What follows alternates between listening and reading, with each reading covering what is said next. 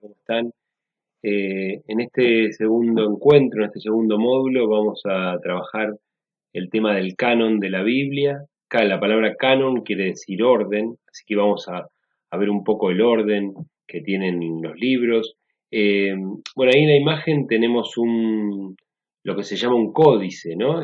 Son los primeros libros que aparecieron. ¿Se acuerdan que la semana pasada veíamos que la palabra de Dios estaba en rollos, escrita en rollos? Teníamos la imagen de un rollo. Y ahora tenemos un códice, ¿no? Estos son los primeros libros, se hacían las páginas por separado, se las escribía y luego se las cosía. Este que vemos es un códice muy antiguo, ¿no? Pero los códices un poco más desarrollados que este se empezaron a popularizar justamente en la época de Jesús, ¿no? En la época de, más o menos para la época de Jesús. Por lo tanto, los evangelios fueron escritos con este formato, ¿no? Las hojas podían ser de cuero o de papiro. ¿M? Todo el proceso era muy costoso, incluso luego la escritura también era muy costosa, ¿no? Bueno, sobre ellos escribían los autores. Entonces, el canon es el orden que tienen nuestros libros. La semana pasada terminábamos con la idea de que la palabra de Dios es un proceso, ¿no? Es un proceso del pueblo de Dios en que para llegar a estos textos que tenemos nosotros pasaron muchas personas, muchas comunidades, personas de fe, personas con una fe especial, y también con una gran capacidad de escritura, con una gran capacidad de imaginación para trabajar con las imágenes que trabaja la Biblia, ¿no? Eh, Muy grandes poetas hay también en nuestras Biblias. Y bueno, estos iban escribiendo y luego con el tiempo se fueron armando los libros. Hubo gente fieles del pueblo judío, que fueron los que lograron ir armando la historia como la conocemos hoy, ¿no? En cuanto a estos textos antiguos que se repetían y se pasaban de generación en generación, iban llegando a nuevas comunidades que las elegían estos textos porque sentían que Dios les estaba comunicando vida, ¿no? Que estaban reconociendo su propia humanidad en estos textos. Entonces, esos fueron los textos que fueron quedando. Por eso decimos que el pueblo redescubre y reelabora los textos. O sea, a medida que los va conociendo, son los textos que va volviendo a armar de otra, de otra manera para dar esta trama como conocemos hoy la Biblia, ¿no? Los textos eh, se reelaboran siempre bajo la experiencia del encuentro con Dios, ¿no? Personas de fe, comunidades de fe que se reunían a rezar en torno a la palabra y eran las que lograban estos escritos, ¿no?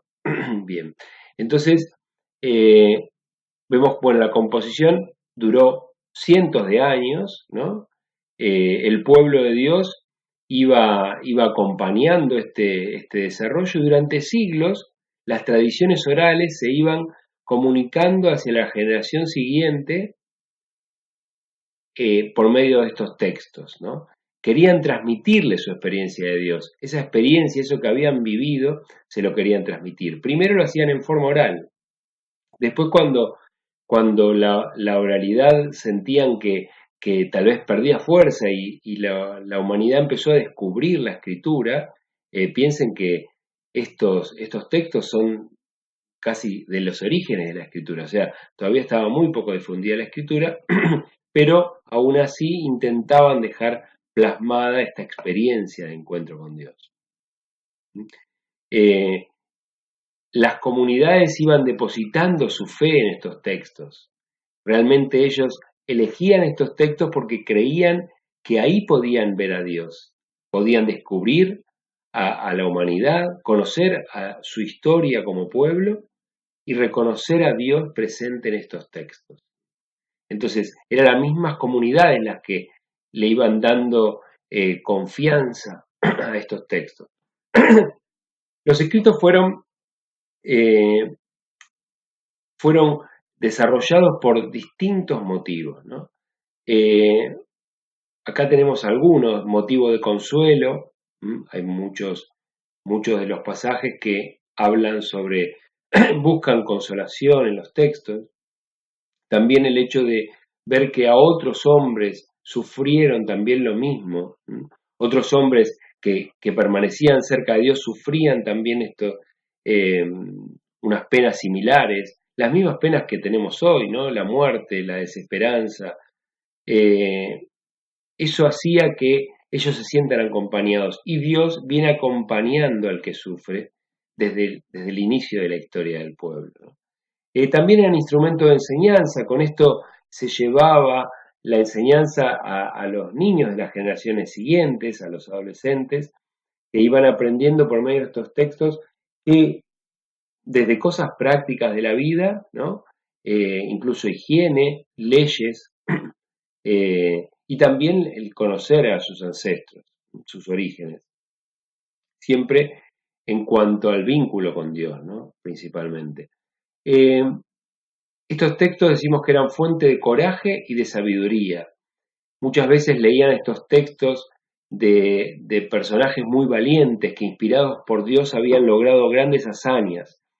Y eso hacía que ellos sientan la fuerza, descubran esta fuerza de Dios para sí y poder enfrentar los problemas que tenían, como ir a la guerra, ¿no? Eh, o pasar hambre. Nosotros hoy también tomamos los textos como fuente de coraje para poder enfrentar nuestros problemas. Eh, También como fuente de sabiduría hay muchos escritos que nos transmiten sabiduría. Nosotros leemos los escritos aún hoy y reconocemos en ellos la sabiduría del ser humano, ¿no? Cómo vivir mejor, podemos decir, cómo poder llegar a tener una vida más plena. Eso también descubrimos en los textos. Bueno, transmisores de cultura, la cultura del pueblo y razón de la fe, ¿no? Como que cada tanto el pueblo dudaba de su fe y buscaba las razones para creer en estos pueblos. Por todo esto lo comenzaron a llamar textos sagrados, ¿no? Libros sagrados. Bueno, como decíamos, por canon reconocemos a la lista de libros que están incluidos en nuestros textos. Según en nuestra religión, ¿no? católica, tenemos un canon con un orden de los textos. Por ejemplo, los protestantes tienen un canon distinto, o sea, una lista distinta de libros. Hay libros que no aparecían que no aparecen en las Biblias protestantes. Los textos originales del Antiguo Testamento fueron escritos principalmente en hebreo, y hay algunos libros más tardíos que fueron escritos en griego, más cercanos a la época de Jesús. En la época de Jesús se hablaba el griego, ¿no? Y ya unos años antes. Esto dependía de quiénes eran los imperios dominantes, ¿no? El hebreo era el idioma propio del pueblo de Israel, pero luego la invasión persa trajo la difusión del arameo. Entonces, en la época de Jesús se hablaba el arameo, ¿no? Principalmente era lo que hablaba el pueblo, pero se escribía en griego. Más que nada el griego en la región de Palestina no lo utilizaban como lectura, ¿no? No lo utilizaban tanto para hablar, pero sí para escribir. Bueno, el griego entra después con la llegada del helenismo, ¿no? Y el imperio griego que logra conquistar a la humanidad durante muchos años. Y sabemos ya en la época de Jesús que estaba el imperio romano, ¿no? Que el idioma era el latín, aunque no llegó a difundirse mucho en Israel, más allá de algunos textos oficiales. algunos escritos oficiales. Entonces, el canon, según un diccionario, es una regla o precepto, un catálogo o lista, ¿no? Y también es un modelo de características perfectas. Bueno, en la época de Jesús, esta lista, ¿no? Este canon no era oficial. Había muchos libros que circulaban. Y principalmente eran estos, pero había otros que por ahí aparecían. Y bueno, entonces estos textos fueron los que fueron quedando. Las comunidades cristianas principalmente seguían lo que se llama la Biblia de los 70, que eran escritos en griego, que era un idioma que se manejaba mejor que el hebreo que ya había quedado muy antiguo en el pueblo, ¿no? Eh, Finalmente, en lo que llamamos el Concilio de Yamnia, ¿no? Luego del año 70, donde se destruye el Templo de Jerusalén, los romanos invaden, los judíos buscan buscar su identidad como pueblo, ¿no? Una vez destruido el templo, encontrar su identidad como pueblo una vez destruido el templo, y en ese momento intentan fijar el canon para decir, bueno, estos son los libros aceptados como palabra de Dios por nuestra Biblia. Y toman los libros que originalmente fueron escritos en hebreo. Sin embargo, los libros en griego de esta Biblia de los 70, que sí estaban muy difundidas entre las comunidades cristianas, no fueron incluidos. Entonces, ahí está la diferencia, ¿no? Entre un libro y otro. Bueno, son Tobías, Judith, Sabiduría, Eclesiástico, Baruch y los libros de Macabeo, ¿no? Algunos fragmentos de Esther y Daniel. Entonces nos queda armada nuestra Biblia, nuestro Antiguo Testamento o Primer Testamento, con estos libros que tenemos en esta especie de biblioteca, ¿no? Decíamos que no era un solo libro la Biblia, sino era un grupo de libros, ¿no? Entonces podemos imaginárnoslo como una estantería llena de libros. El Nuevo Testamento tuvo un proceso similar, ¿m? Aunque en menos años, ¿no? Duró menos años este proceso. Las comunidades cristianas iban eligiendo algunos escritos, había muchos escritos que circulaban, pero había algunos que las comunidades le daban autenticidad, ¿no? Lo mismo, reconocían el mensaje de Jesús fuertemente más en algunos libros que en otros. Entonces, estos fueron los libros que se copiaban y se llevaban de comunidad en comunidad. Imagínense, una comunidad recibía, por ejemplo, una carta, ¿no? Le escribía un apóstol, un Pablo, eh, y esa carta les iluminaba, les daba esperanza, les daba algunas normas de convivencia, pautas para la vida, cómo celebrar. Entonces, llegaba alguien de otra comunidad que quería difundir la figura de Jesús y tomaba una carta de esa y decía, bueno, quiero una copia, por favor, háganme una copia. Entonces llevaba a su comunidad una copia de esta carta. Y así se iban difundiendo los libros. Cuando empezaron a circular los evangelios, mucho más.